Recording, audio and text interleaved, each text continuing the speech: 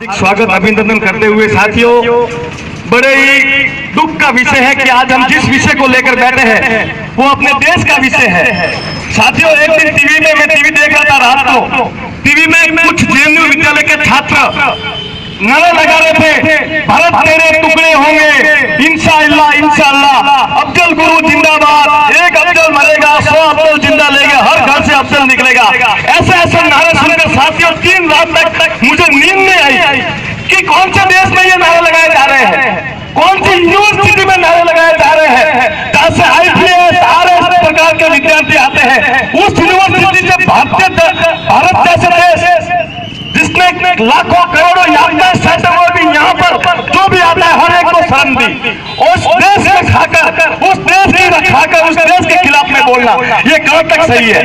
मैं राहुल गांधी को इसलिए कहना चाहता हूँ, आप राजनीति कीजिए लेकिन राजनीति इस प्रकार की नहीं होनी चाहिए कि देश विरोधी हो। कई पार्टी बीजेपी को गाली बोलिए कोई दिक्कत नहीं है, राजनीति कीजिए राजनीति की तरीके से। आपने कोई मुद्दा नहीं मिला जेएनयू के छात्रों के समर्थन में, जो छात्र भारत के टुकड़े होंगे, क्या भारत को आइसक्रीम समझ का है जो आप टुकड़े कर लोगे? हर घर से अफजल निकलेगा, जिस घर से अफजल निकलेगा उस घर में घुस के मारेंगे हम।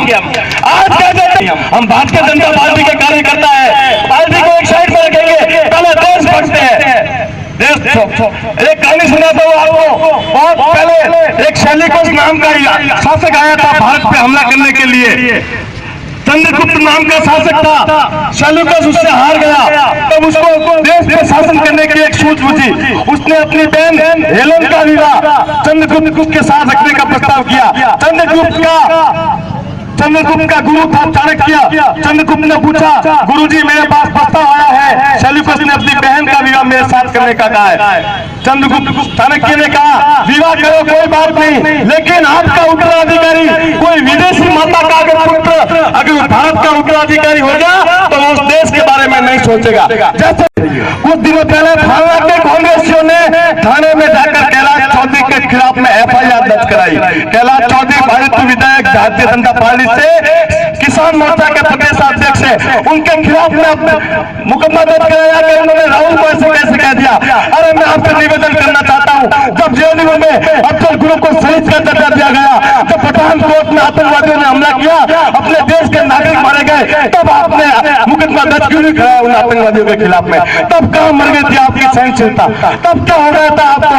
और अभी कभी ये इतना बड़ा विवाद हुआ, कोई भी बड़ा इतिहासकार साहित्यकार अवार्ड नहीं लौटा रहा है। क्यों नहीं लौटा रहा है? देशभक्त हम भारतीय जनता पार्टी के। राहुल गांधी सेवा दल की तुलना RSS से करते हैं, जबकि RSS एकदम निष्पक्ष संगठन है। कभी RSS को नेताओं को सलाम ठोकते हुए देखा है, लेकिन सेवा दल कांग्रेस का जो भी नेता आता है उसको ऑनर देता है। कभी RSS को देखा है? अपनी हालत में मस्त रहता है। RSS अगर नहीं होता तो देश के कभी के टुकड़े हो जाते। RSS मुसलमानों का विरोधी नहीं है। RSS का प्रवक्ता है राम माधव का बयान आपने सुना होगा। राम माधव ने कहा था, पाकिस्तान अफगानिस्तान भी हम भारत में मिलाना चाहते हैं, हम पाकिस्तान को भी अपने देश में मिलाना चाहते हैं, तो यहाँ के मुसलमानों को हम बात थोड़ी भेजेंगे। हम कहते हैं मुसलमान हो, हिंदू हो, कोई भी हो, जो देश के खिलाफ में जाएगा उसको गोली शूट करते टाइम नहीं लगाएंगे। भारत माता की जय।